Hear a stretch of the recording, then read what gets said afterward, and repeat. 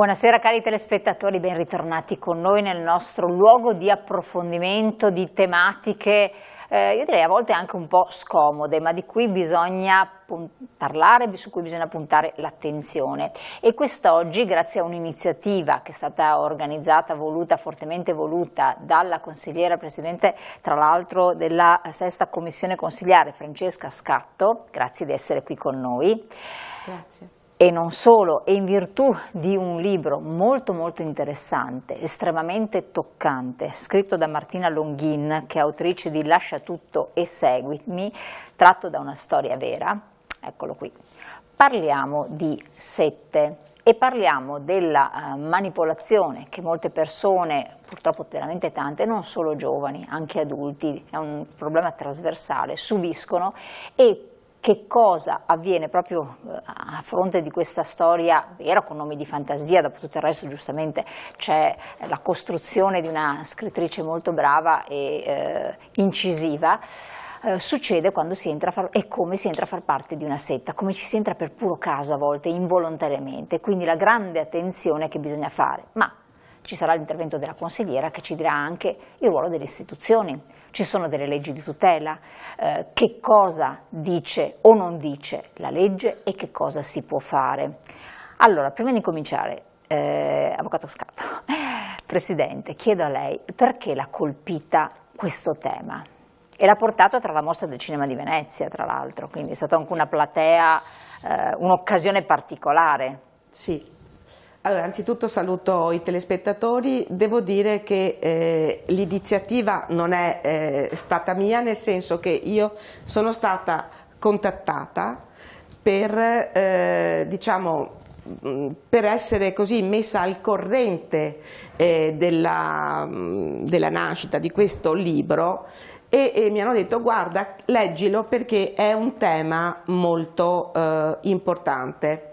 Allora poi i libri si leggono, non si leggono, Martina me l'ha regalato, l'ho messo lì e durante le vacanze l'ho letto. Purtroppo è un libro che si fa leggere grazie alla fantastica penna che è Martina, veramente, e purtroppo, e dico purtroppo, lo sottolineo, l'argomento ti prende molto. Allora, Martina nella scrittura del libro, come poi dirà, si è basata sugli atti processuali, sui dossier che sono stati poi presentati alla magistratura. Quello che mi ha colpita e mi ha determinata poi a dire sì, vediamo di dare divulgazione il più possibile a questa tematica. Ai contenuti, perché sono contenuti forti. Perché si parla di plagio.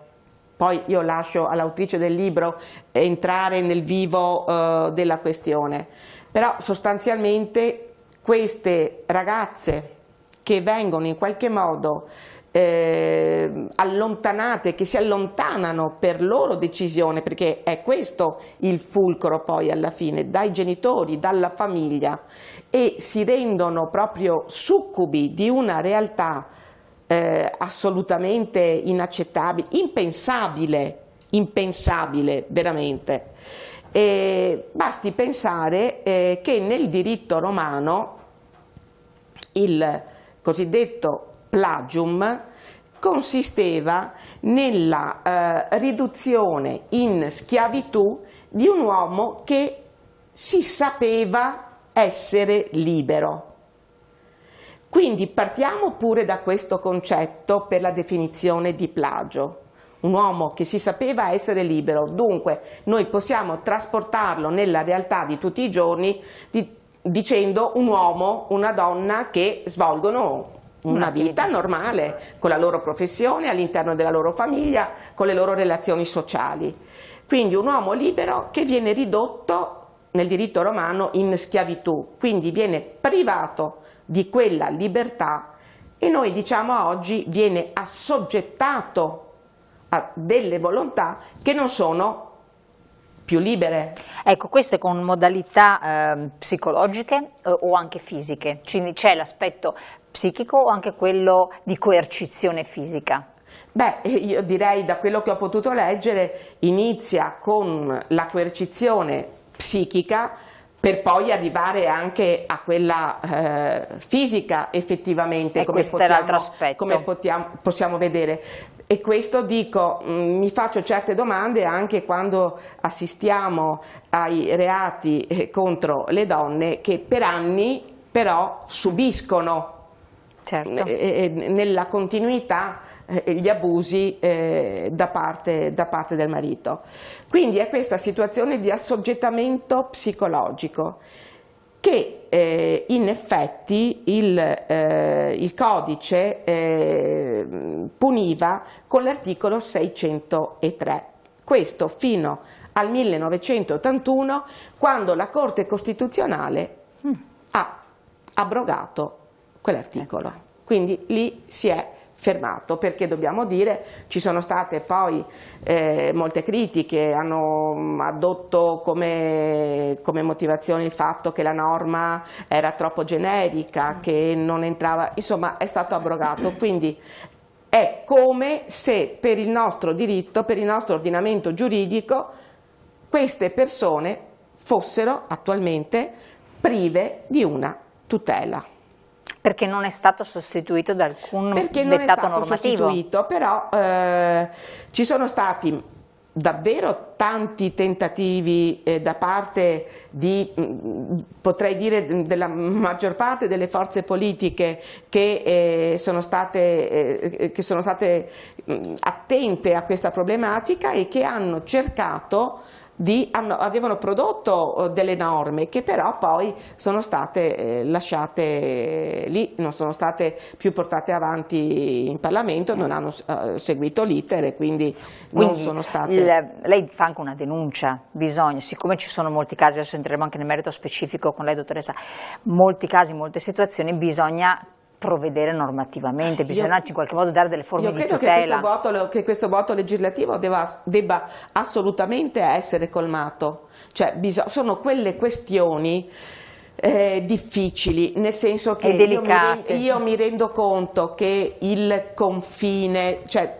che sia difficile stabilire qual è il confine del plagio, cioè fino a che punto c'è la determinazione volontaria della persona e fino a quale punto invece non lo è più, perché questi sono stati i motivi che poi hanno fatto sì che il legislatore non abbia più portato avanti le norme in Parlamento, perché io ho visto, ci sono state associazioni, ci sono stati molti movimenti, allora c'è stato chi addirittura era arrivato a dire ma allora anche la persona innamorata in qualche modo è plagiata. Allora non dobbiamo cadere in questo luogo comune, chiaramente.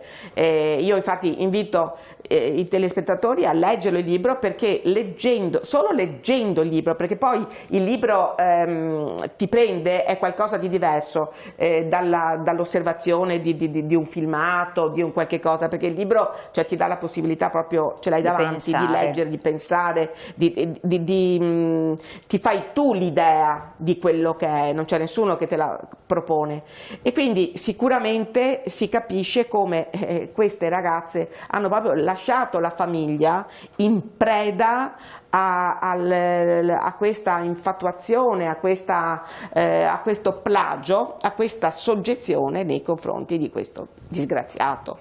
Questo convincimento. Ecco, ci sono... passiamo a lei, dottoressa, dopo entriamo anche nel merito. Buonasera. Da cosa le è nata, grazie, da che cosa le è nata questa voglia, questo desiderio di, tra l'altro con elementi testuali, si diceva gli atti processuali, eccetera, di sviscerare, analizzare e scrivere di questo tema un po' scomodo? In realtà è venuta la protagonista a chiedermi di scrivere il libro. Io stavo ultimando l'ultimo libro di allora e mi ha chiesto, visto che io la conoscevo da tempo, sapevo più o meno la sua storia ma non sapevo tutto, e mi fa: vorrei che tu scrivessi la mia storia, ti do il mio diario, lo leggi e poi mi dici, guarda, mi ha avvisato, guarda che è una storia tosta. Queste sono le sue parole. Vera? Beh, assolutamente vera. Io lo leggo. Allora, premetto che quando me l'ha chiesto non ero molto convinta, perché avevo scritto un altro libro, che è Anna all'inferno di una bottiglia, che parlava di un'altra storia vera, violenza sulle donne e femminicidio. E quindi ero provata da quella scrittura perché sono emozioni forti. Quindi ero un po' titubante, poi mi ha dato il suo diario e, come ho scritto anche nella prefazione, lo dico sempre quando facciamo le presentazioni informative, diciamo, del libro e con esperti del problema, l'ho letto, sono arrivata a metà e ho detto no, questa è una storia che deve essere scritta. E lei, la prima cosa che mi ha detto, sai, vorrei fosse scritta prima di tutto perché non desidero che altre persone non cadano, che non capiti e soprattutto perché manca la legge antiplagio, quindi non c'è nessun mezzo per poter aiutare queste persone. Ma poi anche la cosa importante, secondo me, mi permetto di interromperla, è che se una persona, perché si sente sola, si vergogna e tu dici sono solo io che penso, vede che ci sono altre situazioni analoghe, perché il sistema è quello, è una specie di sistema, no? Di circuire la persona, farla entrare, eccetera. Sì. Forse ha il coraggio di alzare la voce, alzare la testa, denunciare, punto di domanda, perché se manca la normativa che cosa denunci, però alzare la testa e dire fate attenzione, questa è anche una cosa importante. Allora, io voglio dire quello che ho detto anche alla mostra del cinema quando mi hanno chiesto appunto qualcosa su questo libro. Allora, Lascia tutto e seguimi non è solo un libro, Lascia tutto e seguimi è un progetto che io porto avanti con la referente SOS Antiplagio, Erika Bonaldo, e Giovanni Ristuccio, che è il presidente dell'associazione, che è quello di sensibilizzare, informare. Vorremmo entrare nelle scuole per poter dire ai ragazzi, ai nostri giovani, fate attenzione perché molti purtroppo sono i giovani che entrano in queste realtà. E soprattutto appunto per spingere per questa legge, per il ripristino di questa legge. Quindi è un progetto che noi, da quando è stato pubblicato il libro, noi abbiamo iniziato a portarlo avanti con delle serate, come dicevo prima, con delle serate informative. Presento il libro, ma il libro è un mezzo per parlare di questo argomento. E la cosa bella, una cosa che mi ha fatto... posso dire che mi ha colpito molto è stato in una di queste serate un papà mi è venuto vicino e fa: guardi, io sono venuto solamente per curiosità ed esco consapevole di cosa devo fare attenzione. E questo è bellissimo perché vuol dire che stiamo nella strada giusta, e addirittura mi diceva appunto questa referente che negli ultimi tempi c'è stato nel nostro territorio, da dopo che abbiamo iniziato a fare questi incontri, c'è stato un aumento delle segnalazioni. Questo è bellissimo, questo è molto importante. Sì, perché se non se ne parla sembra che sia una cosa relegata a aree geologiche diverse oppure a luoghi chissà dove collocati, invece no, purtroppo sono tra di noi, non sono giochi, perché tanti dicono ma cosa vuoi, sono cose così fatte per gioco, non hanno sono tutti film, racconti, e invece no. Questa è una cosa importante e sono molto pesanti, molto gravi le cose che succedono. Manca questa legge. In Spagna, e ho qua alcuni dati, in Francia, Spagna e Belgio esistono delle norme sulla manipolazione mentale. In Spagna in particolare ci sono anche delle strutture per accogliere i fuoriusciti con assistenza psicologica, anche legale. In Francia esiste il Miviludes, adesso la pronuncia probabilmente non è corretta, che vigila, osserva e analizza i movimenti settari e promuove il coordinamento delle attività pubbliche contro i culti abusanti. In Italia non c'è neanche la legge e attenzione, ci sono. L'ultimo rapporto ufficiale in Italia è del 1998, ok? In Francia annualmente c'è il bollettino di quanti culti abusanti ci sono. In Italia è dal 1998 che non si fa una stima di queste. Del 98 c'erano 76 movimenti religiosi, 61 movimenti magici.